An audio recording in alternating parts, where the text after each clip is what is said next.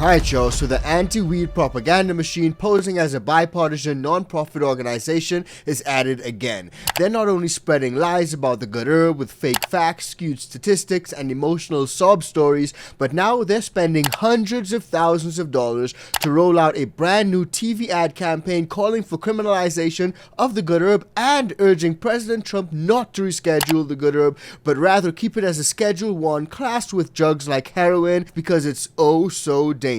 Today's marijuana is not your Woodstock weed, right? It's 10 to 30 times stronger. We're not talking about passing a joint around in a college dorm room. We're talking about 99% dabbing in a vaporizer.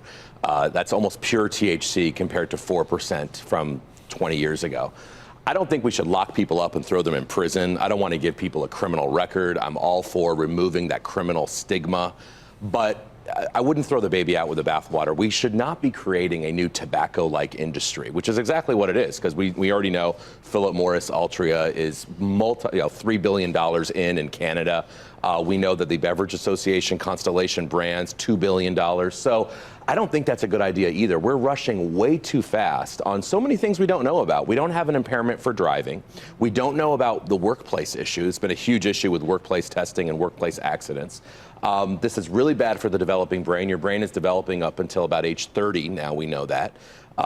We had Alex Berenson, I think you had him on recently, wrote a great book called Tell Your Children, talking about the mental illness, specifically psychosis and schizophrenia. Even since that book, Tell Your Children, was actually published, we now have new research out of Britain saying that today's marijuana, the high potency marijuana, if you use it every day, you have quintupled, 5 times more likely for psychosis. And they even said that 1 out of every 2, which is an incredible number, of new psychosis incidents in Amsterdam are because of high potent marijuana. So this isn't kid stuff anymore. It's not the old Woodstock. And really, it's about Wall Street. It's these investors who are in it to make money. And I think that's just a big mistake. So as you guys can see, this dude pulled up with a bunch of stats. Some of them skewed, some of them meant to pull on your emotional heartstrings. But the truth is, let's have an introduction to see who this guy is. So this is Kevin Sabet, or Sabet, the president of Smart Approaches to Marijuana, or SAM. You guys may have heard us talk about SAM on the podcast in the past. Now, if you weren't familiar with this group, you'll think that they're actually a pro-canna group, but unfortunately, when you hear this guy speak, you quickly realize that he's actually not pro-canna at all. Now, personally, I think he's a bit of a clown, but let's hear what he has to say and what SAM, Smart Approaches to Marijuana, actually stands for. I think a lot of people have misconceptions about marijuana because they remember or they think about the Reefer Madness days. That isn't what legalization is about, actually, because it's not about the Dead concerts anymore. It's not about Rolling Stones or Roach Clips. It's about mass production. It's about an industry, marijuana, that now resembles the tobacco industry, that resembles big pharma, that resembles the alcohol industry. Industries driven by Wall Street, Silicon Valley, Madison Avenue, and the whole apparatus of commercialization of not marijuana, THC-infused any kind of product you want. So legalization is essentially encouraging a new generation of drug users.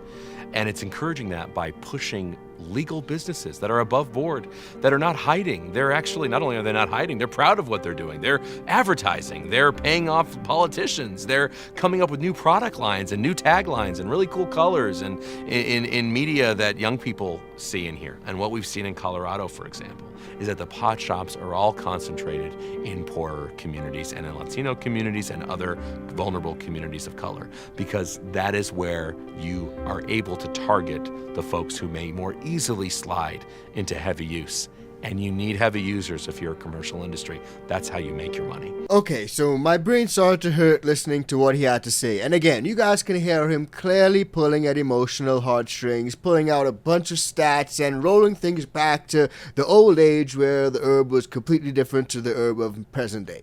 And there are tons of things that he and his group are advocating for. As you guys can see right here, Smart Approaches, or SAM, is a bipartisan non-profit organization advocating for health-first approaches approaches to policy in the US when it comes to the good herb. Now right here you guys can see a breakdown of some of Sam's key objectives and some of Sam's activities. A lot of it focuses on quote-unquote education of the potential harms of legalization and the good herb, but also opposing state-level legalization initiatives. So they have actively opposed several state ballot measures that would legalize herb across the United States. So this is clearly a group that's not for the good herb, but rather a group that's against the good herb. And that was super clear in this article, which literally was published this morning, which says anti-herb group rolls out TV ad campaign urging Trump not to reschedule the good herb. Now we've spoken about rescheduling a number of times in the past, and why personally I do not think rescheduling is a good step, simply because I think it should be descheduled. It should be removed from the list of scheduled substances altogether.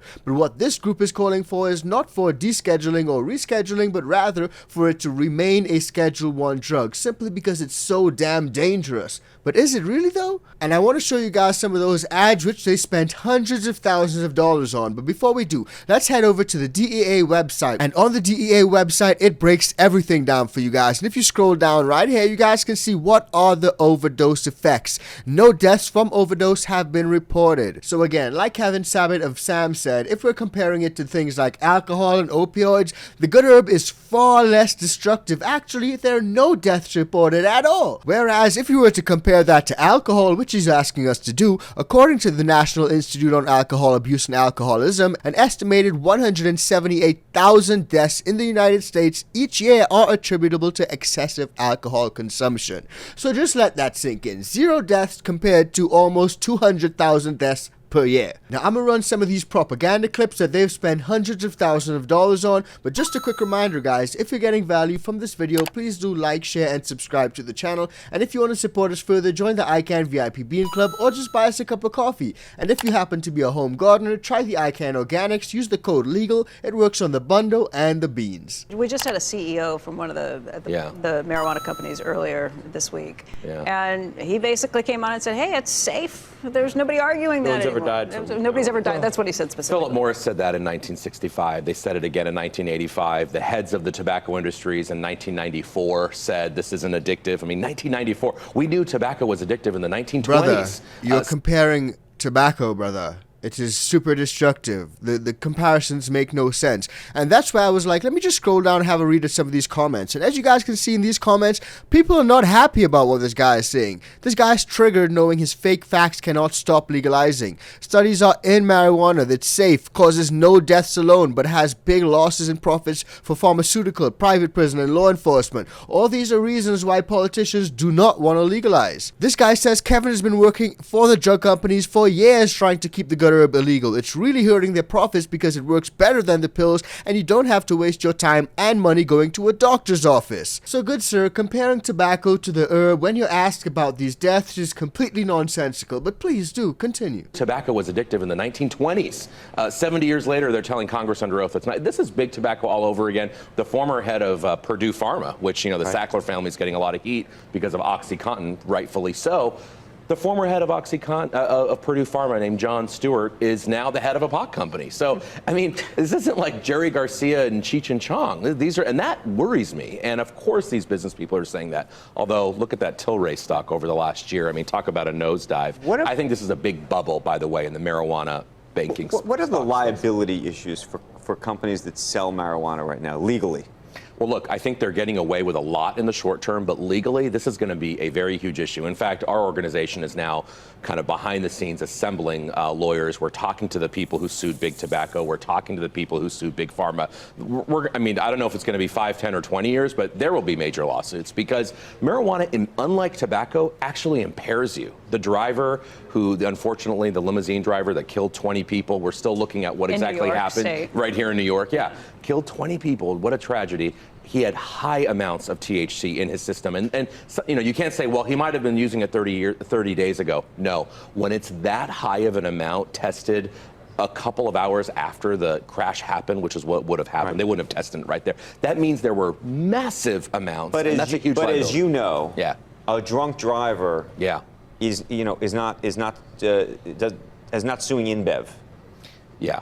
that's true. But they are making claims now. The marijuana industry is making claims, like the tobacco industry made claims. They are hiding harms. They are marketing to kids. I mean, listen, this is about gummy bears, cookies, candies, lollipops. Of course they're marketing to kids. And so, no, I'm getting called. Actually, I get So do adults not eat gummy bears, cookies, or any types of candy? Heck, I had a whole bag of Skittles last night, bro. Jeez and ages, man. This is the type of things and the type of people that are in these positions advocating against the good herb, guys. It's absolutely mind-blowing to me. Now, that's not even the worst part of it, because let's have a look at some of these ads which they spent hundreds of thousands of dollars on. Washington says it's working to make America healthy again. But while they debate red dye and food additives, they're on the verge of normalizing something even worse. High-potency marijuana is triggering addiction, psychosis, and impaired driving, especially in young people. Today's so-called legal marijuana is full of adulterants, pesticides, and GMO ingredients. That's not how we turn around the health epidemic in our country. Make America healthy again by facing the facts on weed.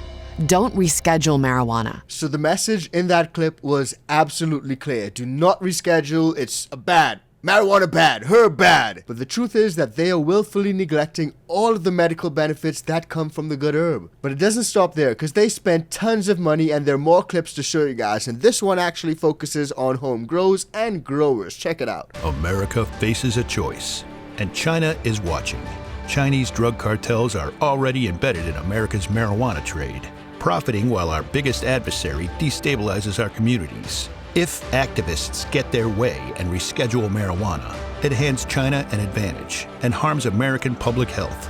Rescheduling marijuana would actually give cartels a tax break. President Trump, don't reschedule marijuana. It's not just domestic policy, it's national security. Now that's something we reported on the channel multiple times in the past. Some of these illegal grow operations are being set up by the Chinese mafia or the Mexican cartels, and what we're seeing is that a lot more homes, private houses are being purchased and rented out in affluent, super high wealthy areas, all to just grow tons of herb. And what Sam is doing is using this as a reason and citing it as a point of contention as to why the good herb should not be legalized. But think of it, it makes absolutely no sense. If you were to legalize it, legalize a lot of these home grows, a lot more people will be growing and they will have a lot less need to hit up the black or illicit markets. A lot of people know that if you legalize something completely, you actually take the power away from the cartels, the mafias, and those illegal illicit gangs. Now I want to show you guys a clip where Kevin Sabet says that weed should remain Schedule 1 because it's so dangerous,